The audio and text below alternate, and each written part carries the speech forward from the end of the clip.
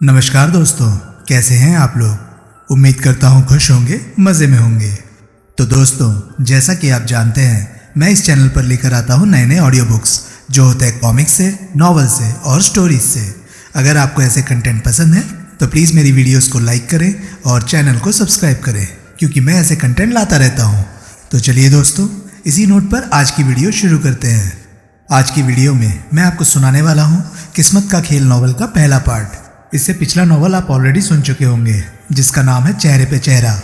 ये नॉवल उसी नॉवल की कंटिन्यूटी में है। अगर आपने वो नॉवल नहीं सुना तो उसके लिंक आपको ऊपर आई बटन से मिल जाएंगे। तो चलिए दोस्तों, ज़्यादा देरी किए बिना शुरू करते हैं किस्मत का खेल नॉवल का पहला पार्ट। चैप्टर 1। आधी रात के करीब एक बंद ट्रक जोरी बाजार में दाखिल हुआ। ट्रक को रूपचंद जगनानी चला रहा था।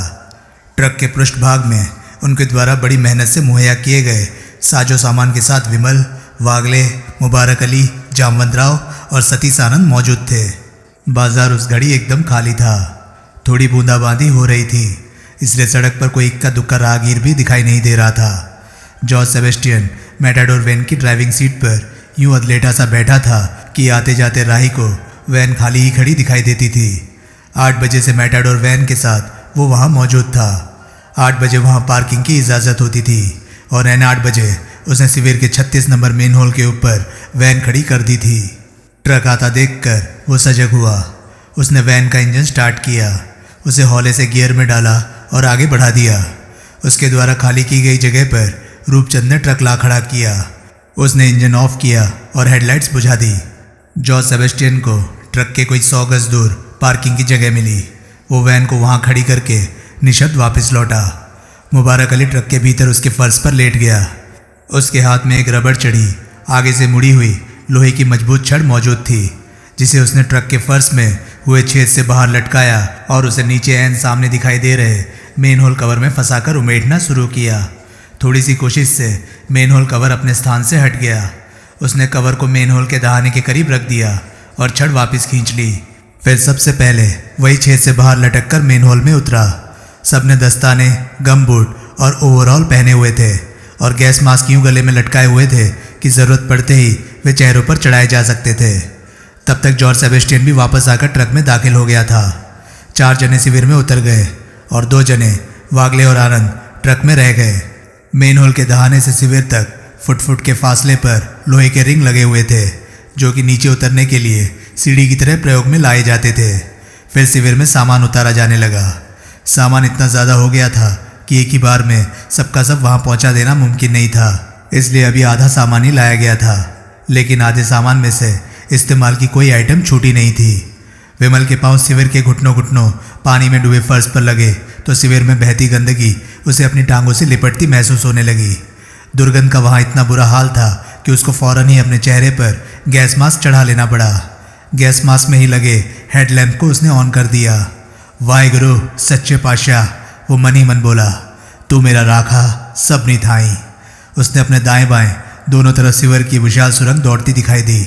जहाँ वे खड़े थे वहाँ क्योंकि 2 सुरंगों का जोड़ था, इसलिए वहाँ छत इतनी ऊंची थी कि बिना छत से सिर टकराए सीधे खड़े हो सकते थे। आधे घंटे में ट्रक का सारा सामान नीचे शिविर में पहुँच गया और वागले और आनंद भी शिविर में उतर आए। फिर सबने गैस मास्क चढ़ा लिए और हेडलैम्प ऑन कर लिए। वे एक कतार में आगे पीछे चलते हुए आगे बढ़े। उस बार उन्होंने कोई सामान साथ ले जाने की कोशिश नहीं की। अभी उन्होंने शिविर में वो स्थान तलाश करना था जो रूपचंद के नक्शों के मुताबिक वॉल्ट के पहलू के सबसे करीब से गुजरता था।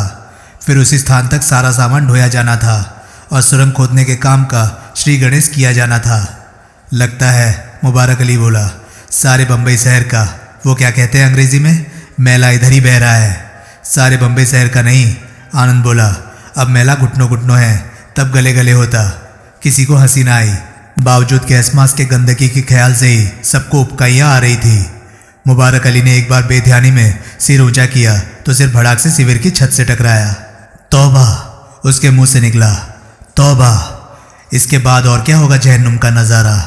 अभी तो कुछ भी नहीं हुआ मियाँ, विमल बोला। जहन्नुम का नज़ारा तो तुम्हें तब दिखाई देगा जब यहाँ एसिटिलीन टॉर्च जलेगी और नाकाबिले बर्दाश्त गर्मी पैदा होगी।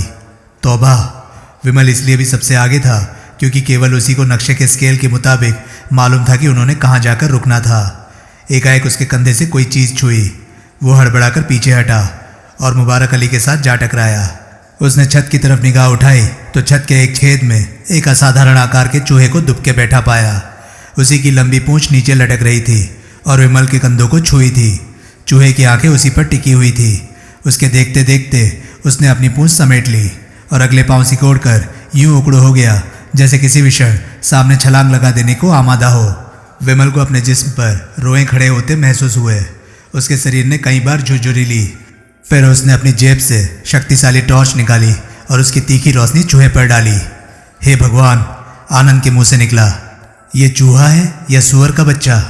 टॉर्च की तीखी रोशनी से चूहा तनिक हड़बड़ाया और छेद में भीतर को सिमटा। विमल उसके ऐन नीचे से गुजरा। उससे पार अभी उसने एक ही कदम रखा था कि उसे लगा जैसे चूहा पीछे से उस पर छलांग लगाने जा रहा हो। वो घबरा कर घूमा और उसकी लंबी टॉर्च का एक भरपूर प्रहार अंदाजन चूहे के शरीर से टकराया। नतीजतन छत पर से उसके पंजे उखड़ गए। वो विशाल गेंद की तरह उछलकर पहले परे दीवार पर टकराया और फिर मुबारक अली के जिस्म से टकराता हुआ नीचे गिरा। किटकिट करके वो बार बार इतनी जोर जोर से चीखने लगा कि सबको अपनी धमनियों में खून जमता महसूस होने लगा। फिर वो पानी में ही कहीं गायब हो गया। विमल ने फिर आगे कदम बढ़ाया। हिम्मत करके बाकी सारे जने भी उसके पीछे चले। आगे उन्हें जगह जगह छत के दीवारों के छेदों में से सिर निकालकर बितर बितर उनकी तरफ झांकते हुए चूहे मिले। ये सारे चूहे अगर एका कर ले, मुबारक अली बोला, तो 10 मिनट में हमारी सिर्फ हड्डियाँ यहाँ पानी में तैर रही हों, गोश्त वो सब चूहे के पेट में। बाप, जॉर्ज बोला, ऐसी भयानक बातें मत बोलो वरना मैं भाग खड़ा होएगा। मैं भी, फौरन जामवंत राव बोला। तुम सब साले वो क्या कहते हैं अंग्रेजी में, डरपोक हो, अफ्रेडी। जॉर्ज ने अंग्रेजी सप्लाई की। उस अनोखी अंग्रेजी पर विमल की अनायास हंसी निकल गई। अभी ये माहौल हमारे लिए नया है, विमल बोला, लेकिन देख लेना जल्दी हम इसके आदी हो जाएंगे। कोई कुछ न बोला। थोड़ा और आगे जाने पर वे एक जंक्शन पर पहुंचे जहां से दाएं बाएं 2 सिविल रूट जा रहे थे। विमल ने बाएं रूट पर कदम रखा। उस स्थान के बाद उसने जेब से एक फीता निकाल लिया और दीवार पर फासला नापता और चौक से निशान लगाता आगे बढ़ने लगा। एकाएक मुबारक अली की घुटी हुई चीख स्तब्ध वातावरण में गूंजी। विमल ने घबराकर पीछे देखा। एक चूहा, जिसकी पता नहीं छत से पकड़ छूट गई थी या उसने जानबूझकर छलांग लगाई थी, सीधा मुबारक अली के गैस मास्क से ढके चेहरे पर आकर गिरा था और अब दांत किटकिटाता हुआ गैस मास्क के कैनवस को फाड़ने की कोशिश कर रहा था। मुबारक अली के दस्तानों से ढके हाथ चूहे पर पड़े और उसने उसे गैस मास्क पर से लगभग उधेड़कर हटाया। चूहा अब उसके हाथों को काटने की कोशिश करने लगा। दहशत में मुबारक अली ने चूहे के खड़े कानों के करीब से उसकी गर्दन थामी और उसे पूरी ताकत से यूं मरोड़ा जैसे गीला कपड़ा निचोड़ रहा हो। खून के छींटे उसकी छाती और गैस मास्क से ढके चेहरे पर आकर पड़े। मुबारक अली की हालत विक्षिप्तों जैसी हो गई। वो चूहे को गर्दन से थामे दीवार के साथ पटकने लगा। चूहे की धज्जियां उड़ गई तो उसे छोड़ा। तौबा, वो हाँफता हुआ बोला, तौबा। कोई कुछ न बोला। उस दृश्य ने सभी को आतंकित कर दिया था। फिर विमल आगे बढ़ा तो सहमते सकुचाते बाकी सब भी उसके पीछे कदम उठाने लगे। फीते से दीवार नापता विमल आगे बढ़ रहा था। अंत में एक स्थान पर वो ठिठका। उसने जेब से एक छोटा सा कंपास निकाला और उसकी सहायता से दिशा ज्ञान किया और फिर दीवार पर एक जगह पहले एक क्रॉस का निशान लगाया। उसके इर्द गिर्द एक बड़ा सा गोल दायरा बनाया और फिर बोला, यहाँ है वो जगह जहाँ से हमने 4 फुट व्यास की 50 फुट लंबी सुरंग खोदनी शुरू करनी है। अगर सुरंग वॉल तक ना पहुँची, मुबारक अली संदिग्ध भाव से बोला, कहीं और ही पहुँच गई तो? ऐसा ही की सूरत में हो सकता है कि जगनानी द्वारा लाए गए नक्शे गलत हों। वो नक्शे गलत कैसे हो सकते हैं? आनंद बोला, वो तो सरकारी रिकॉर्ड है। सरकारी रिकॉर्ड गलत हुआ तो भला किस काम का हुआ? नक्शे ठीक ही होंगे, विमल बोला। अलबत्ता ये सस्पेंस तब तक बरकरार रहेगा जब तक कि हमें वॉल्ट के दर्शन नहीं हो जाएंगे। लेकिन अब बातों में वक्त ज़ाया करने की जगह हमें काम शुरू करना चाहिए। कोई कुछ ना बोला। विमल ने माइंड डिटेक्टर हाथ में थामा और गोल दायरे के बीच दीवार पर हौले हौले घुमाने लगा। जहाँ कहीं ऊंची बीप की आवाज़ माइंड डिटेक्टर से निकलती थी, वो दीवार पर एक लंबी लकीर खींच देता था। इस प्रकार उन तमाम जगहों पर निशान लग गए जहाँ गोल दायरे के भीतर दीवार के बीच सरिया था। उसके बाद सब वापस लौटे। 1 घंटे में सारा सामान उस स्थान पर पहुंचा जहां विमल ने दीवार पर गोल दायरा खींचा था। फिर बिजली के एक जंक्शन बॉक्स से बिजली टैप करके पावर केबल की सहायता से गोल दायरे के सामने रोशनी की गई और इलेक्ट्रिक ड्रिल चलाने के लिए पॉइंट बनाया गया। फिर ऑक्सी एसिटिलीन टॉर्च ऑन की गई। सबसे पहले विमल ने टॉर्च खुद हाथ में थामी। वाहिगुरु सच्चे पातशाह, विमल मन ही मन बोला। जीव डरत है आपनाथ, ऐसी करी पुकार, दुख विचारण से क्या सदा सदा दतार। फिर उसने टाट की लपट को दीवार पर उन स्थानों में से एक पर केंद्रित किया जहां माइन डिटेक्टर ने सरिया होने की खबर दी थी। थोड़ी देर बाद टॉर्च की भीषण गर्मी से लोहा पिघलने लगा। उससे आगे की कंक्रीट को अब क्योंकि लोहे की पकड़ उपलब्ध नहीं थी, इसलिए दीवार ढहकर गिरने लगी। धीरे धीरे चाक के गोल दायरे के बीच का सारा लोहा गल गया। वहां से कंक्रीट हट गई और उसकी जगह एक खड्डा दिखाई देने लगा। उसके बाद इलेक्ट्रिक ड्रिल ऑन की गई, जो कि जॉर्ज सेबेस्टियन ने संभाली। ड्रिल को दीवार पर चलाया गया तो एसिटिलीन टॉर्च जलने के शोर से कहीं ज़्यादा शोर उठा। वागले ने वायरलेस टेलीफोन ऑन किया। तुरंत उसे बाहर सड़क पर ट्रक में बैठे रूपचंद जगनानी की आवाज़ आई। बाहर ड्रिल चलने की आवाज़ पहुंच रही है? वागले ने पूछा। नहीं, उत्तर मिला। बाहर कैसी भी कोई आवाज़ पहुंच रही है? नहीं। बाहर का क्या हाल है? सड़क उजाड़ पड़ी है। बढ़िया। उसने टेलीफोन ऑफ कर दिया और उसे पावर केबल के लिए दीवार से ठोकी खूंटियों में से एक पर टांग दिया। विमल ने नोट किया कि जामवंत राव उन लोगों से थोड़ा परे अपेक्षाकृत अंधेरे में सरक गया था। फिर उसके देखते देखते उसने भूरे कागज़ की एक पुड़िया से निकाली। उसे खोलकर वो अपने नथुना तक लाया और उसने जोर से सांस खींची। विमल का मन वितृष्णा से भर उठा। जामवंत राव घर से ही तरंग में आया था, लेकिन अब उसे फिर दोबारा नशे की ज़रूरत महसूस होने लगी थी। जॉर्ज ड्रिल चलाता रहा। बाकी लोग बोरों में मलबा भरते रहे और बोरे मेन होल के करीब पहुंचाते रहे। फिर जॉर्ज ने ड्रिल बंद की। मुबारक अली ने ड्रिल की तरफ हाथ बढ़ाया तो विमल बोला, अब जामवंत राव को दो। जामवंत राव, जो कि दीवार के साथ लगा ऊँग रहा था, हड़बड़ाकर सामने आया। उसने ड्रिल संभाल ली। काम फिर चालू हुआ। जॉर्ज दीवार से लगकर खड़ा हो गया। उसने अपनी जेब से अद्धा निकाला और हौले हौले नीट विस्की चुसकने लगा। बात को विमल को इस बात ने बड़ी तसल्ली दी कि दोनों नशेड़ियों ने काम पूरी मुस्तैदी से किया, निहायत तसल्ली बख्श किया। मुबारक अली ने भी अपने हिस्से के काम को बखूबी अंजाम दिया। सिर्फ आनंद और वागले ने मेहनत के काम के मामले में कुछ पल्ले न डाला। आनंद ने अपनी नाजुक मिजाजी की वजह से और वागले ने अपने घायल कंधे की वजह से। रूपचंद जगनानी ट्रक में बैठा था और सिगरेट के कश लगा रहा था।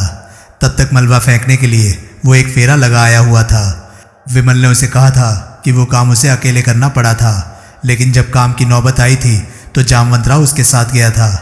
उसका रूपचंद ने यह मतलब लगाया था कि शायद विमल को उसके बुढ़ापे का ख्याल आ गया था, लेकिन हकीकत ये थी कि भीतर विमल ने महसूस किया था कि सुरंग खोदने का काम सब लोग इकट्ठे नहीं कर सकते थे, इसलिए एक आदमी को थोड़ी देर बुजुर्गवार की मदद करने के लिए स्पेयर किया जा सकता था। मलबा लादा जा चुकने के बाद रूपचंद ने ट्रक आगे बढ़ाया था और जामवंत राव ने एंड ट्रक की जगह मेन होल के ऊपर मैटाडोर वैन ला खड़ी की थी। फिर वो वैन से निकलकर ट्रक में सवार हुआ था और दोनों मलबा फेंकने चले गए थे।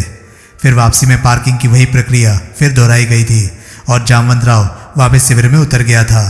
अब ट्रक फिर यथास्थान खड़ा था और रूपचंद सिगरेट के कश लगा रहा था। ट्रक में सिर्फ बैठा रहना उसे बड़ा जहमत भरा काम लग रहा था। रह रहकर उसे ऊँघ आने लगती थी, जिसकी वजह से वो सिगरेट पर सिगरेट फूंक रहा था।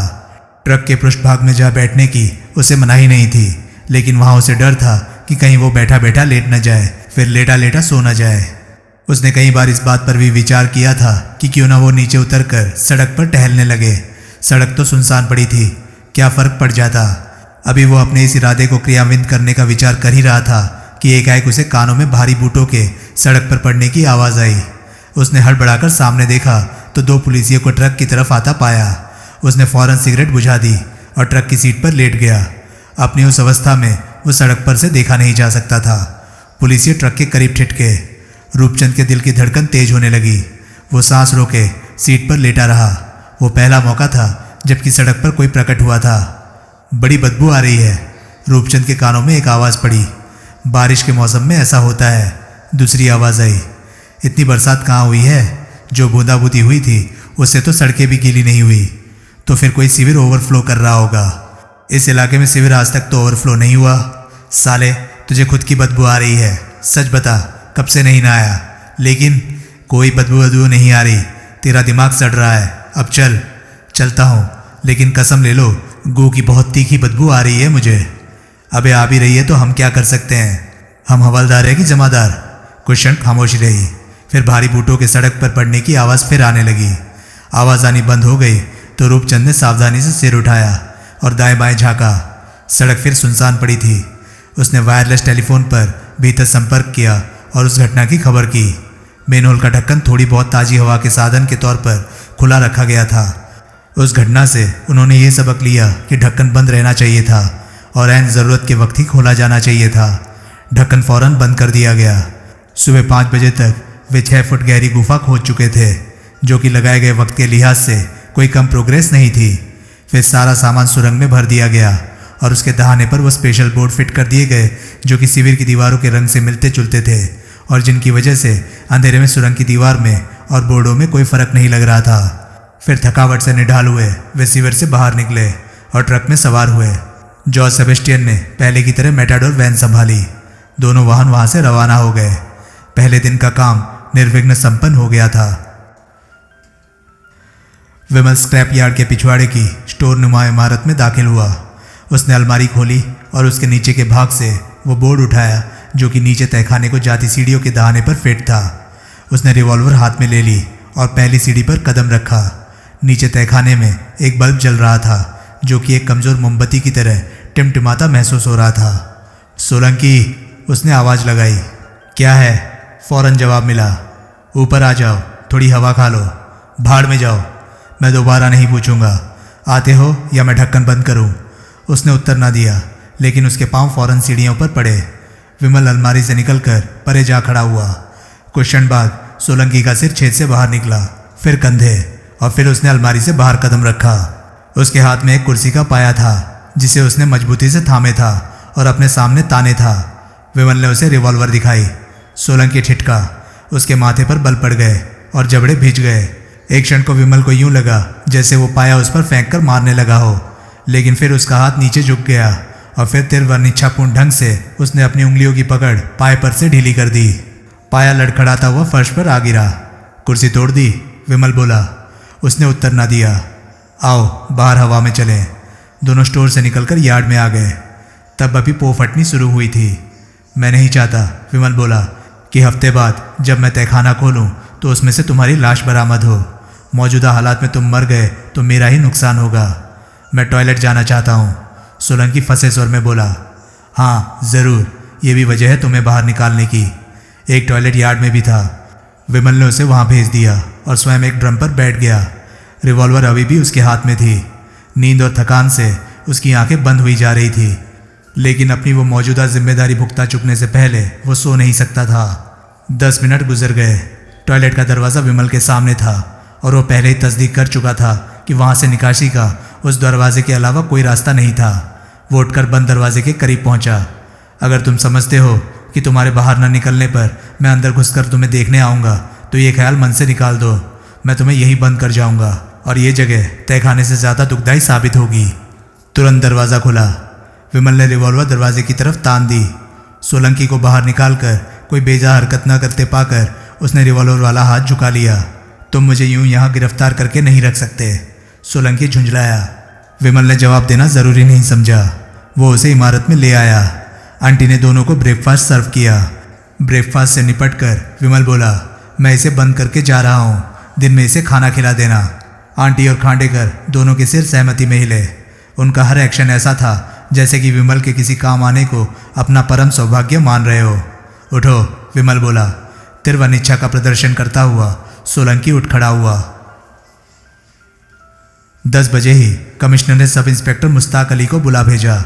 मुश्ताक अली उस बुलावे की वजह जानता था, इसलिए पहले ही दिल मजबूत करके कमिश्नर के हुजूर में पेश हुआ। भीखाराम की मौत की खबर ने उसे खूब दिलेर बना दिया था। कमिश्नर पूरे 2 घंटे उसके साथ मगजपच्ची करता रहा। उसे विश्वास दिलाता रहा कि अगर वो फर्जी चालान काटा होना कबूल कर लेगा तो उस पर कतई कोई अनुशासनिक कार्रवाई नहीं होगी। लेकिन वो अपने पहले बयान से टस से मस ना हुआ। हार कर कमिश्नर ने उसे रुखसत कर दिया। कैसी मजबूरी की हालत है हमारी, कमिश्नर असहाय भाव से बोला। हमें बाखूबी मालूम है कि असल में क्या हुआ है, लेकिन हम कुछ साबित नहीं कर सकते। वो मवाली, वो श्याम डोंगरे कत्ल करके साफ छूटा जा रहा है, लेकिन हम उसे कुछ नहीं कह सकते। क्या कहते हो फाल्के?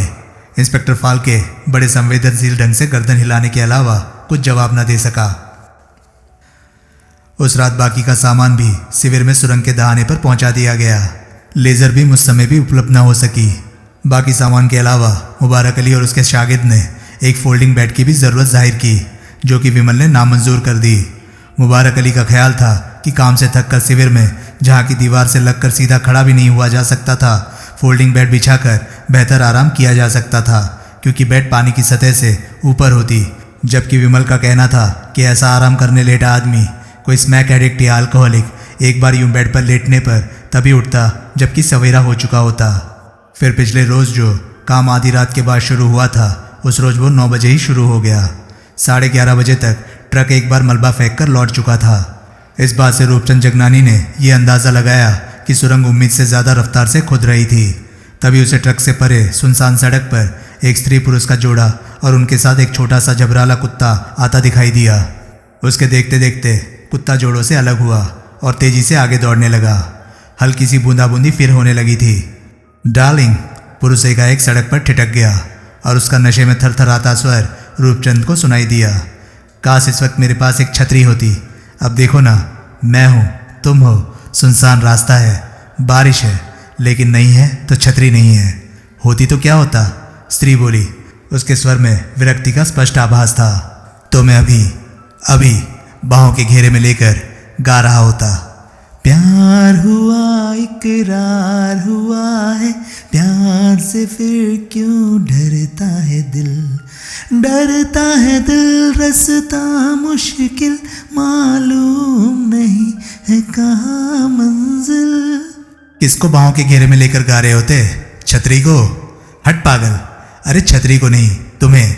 छतरी तो हमारे सिर के ऊपर होती, जिसके मैं कभी बाहर होता कभी भीतर, लाइक राज कपूर, आवारा, रिमेंबर? श्री 420, स्त्री ने संशोधन किया। हाँ वही। फिर पुरुष सचमुच ही जोर जोर से गाने लगा। उनका कुत्ता ट्रक के करीब पहुंचा। वो कुछ क्षण ट्रक के अग्रभाग के करीब दुम हिलाता खड़ा रहा। रूपचंद ट्रक की सीट पर लेट गया। एकाएक कुत्ता भौंकने लगा। रूपचंद ने हड़बड़ाकर तनिक सिर उठाया। उसने पाया कि कुत्ता ट्रक की ड्राइविंग सीट की तरफ आ खड़ा हुआ था और अब वो मुंह ऊंचा करके बार बार भौंक रहा था। चुप चुप। कुत्ता और जोर से भौंकने लगा। रूपचंद घबरा गया। किसी भी क्षण वहां गश्त का कोई सिपाही पहुंच सकता था। कुत्ते की वजह से उसका ध्यान ट्रक की ओर आकर्षित हो सकता था और फिर रूपचंद की ट्रक में उपस्थिति का आभास पाकर वो हैरान हो सकता था कि आखिर कोई यूं ट्रक में छुपकर क्यों बैठा हुआ था। वो इस बार रूपचंद से दर्जनों सवाल कर सकता था और संतोषजनक उत्तर ना मिलने पर उसे ट्रक समेत चौकी ले जा सकता था। उसे फौरन कुत्ते को चुप कराने के लिए कुछ करना चाहिए था। कुत्ता था कि भौंके ही जा रहा था और उसके मालिक स्त्री पुरुष को अपनी चुहलबाजी से फुर्सत नहीं थी। उसका जी चाहा कि वो स्त्री पुरुष के जोड़े को पुकार कर कहे कि वे कुत्ते को चुप कराएं, लेकिन फिर ऐसा करना उसे ठीक न लगा।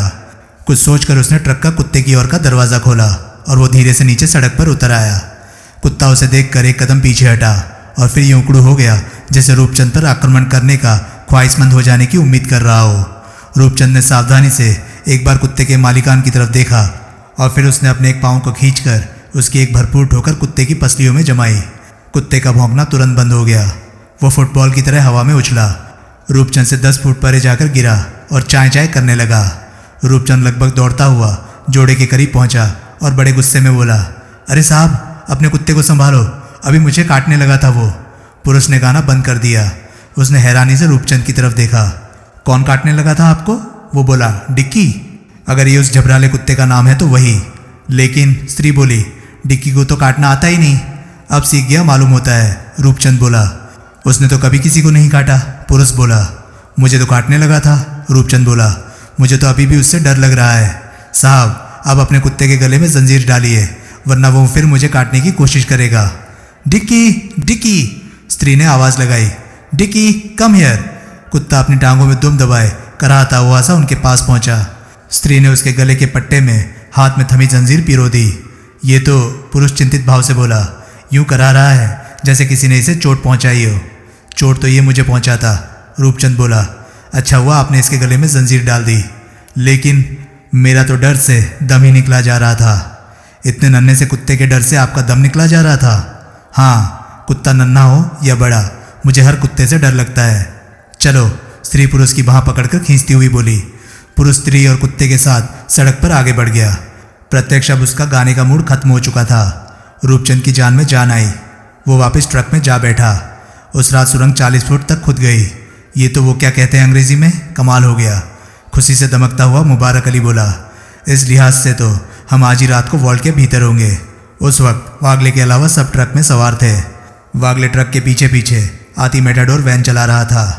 टचवुड आन ट्रक की लकड़ी की बॉडी को छूता हुआ बोला, खुदाई मेरी कल्पना से आसान निकली है। विमल बोला, लेकिन आगे वॉल्ट का शेल आने से पहले रीएनफोर्स कंक्रीट होगी, उसे छेदने में बहुत वक्त लगेगा। आज तो हमें लेज़र बीम भी मिल जाएगी। वागले बोला, आज उसके मिलने की गारंटी है। उसके तो आज मिलने की गारंटी है, लेकिन सुरंग 40 फुट खुद चुकने की खबर सुनकर मुझे डर है कि आंटी उसकी खरीद गैर ज़रूरी ना समझने लगे। उसे जब ये समझाया जाएगा कि लेज़र बीम की वजह से हम आज ही वॉल्ट में होंगे तो वो हुज्जत नहीं करेगी। आनंद बोला, वक्त की ज़रूरत यह है कि काम आसानी से हो और जल्दी हो। इसके लिए हमें 35,000 के खर्चे से गुरेज नहीं करना चाहिए, खासतौर से तब जबकि कल ही हम सब लखोपति होंगे। एक्टर ठीक कह रहा है, मुबारक अली बोला। बाप, जॉर्ज सेबेस्टियन बोला, मेरे को लग रहा है कि काम हर हाल में आज ही की रात को खलास हो जाएगा, वो बीम होवे या ना होवे। कैसे लग रहा है? विमल ने पूछा। बस लग रहा है। जॉर्ज दांत निकाल कर हंसा।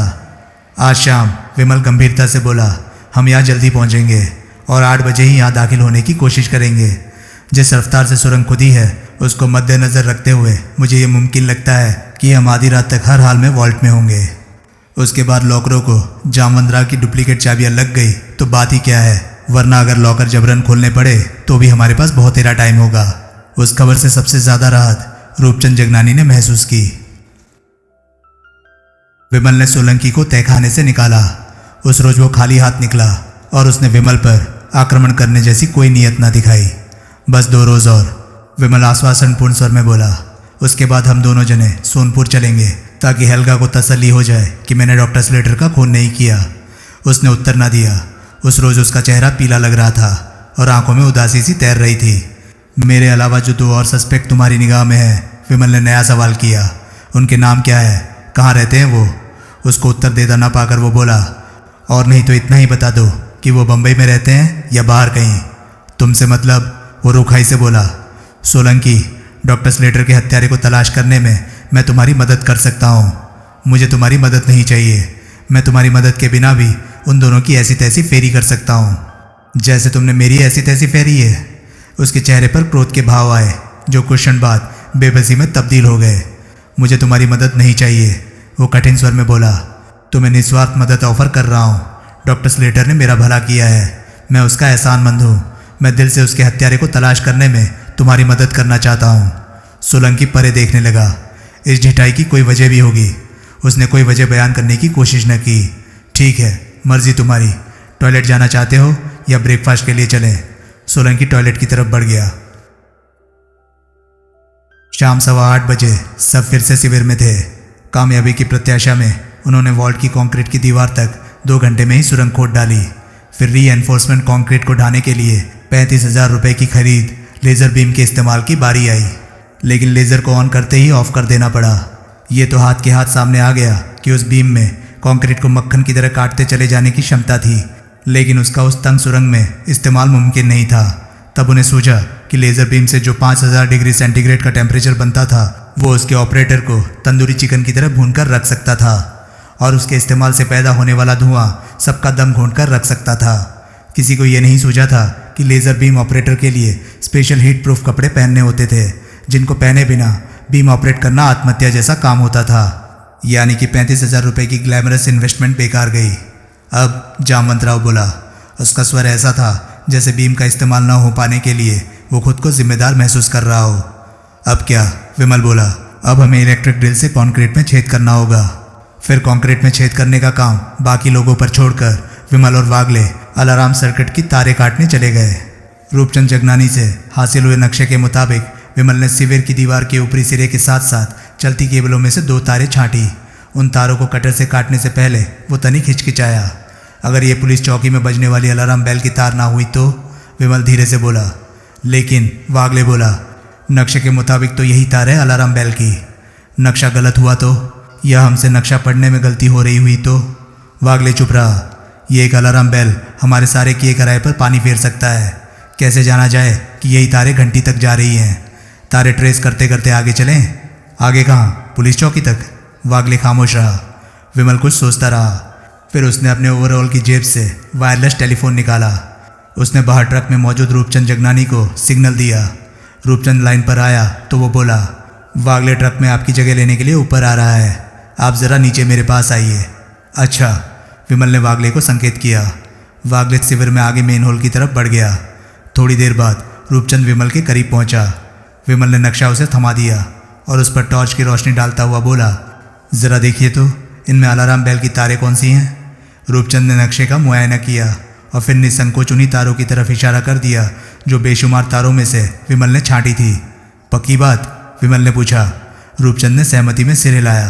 कई बार ऐसा इंतज़ाम भी होता है कि अलार्म बेल की तारें काटने की कोशिश करने पर भी कोई अलार्म बजने लगता है। ऐसे किसी इंतज़ाम की मुझे खबर नहीं, रूपचंद बोला। तो यही है तारे? हाँ। वाहिगुरु सच्चे पातशाह, विमल मन ही मन बोला। तू मेरा राखा सब निथाई। उसने रबड़ चढ़े प्लायर से दोनों तारें काट दी। फिर उसने वागले से फ़ोन पर बात की। ऊपर सड़क पर कोई हलचल है? उसने पूछा। नहीं, वागले बोला। कहीं कोई अलार्म नहीं बजा? बजा है तो यहाँ सुनाई नहीं दे रहा। कोई पुलिस की भाग दौड़? कुछ नहीं।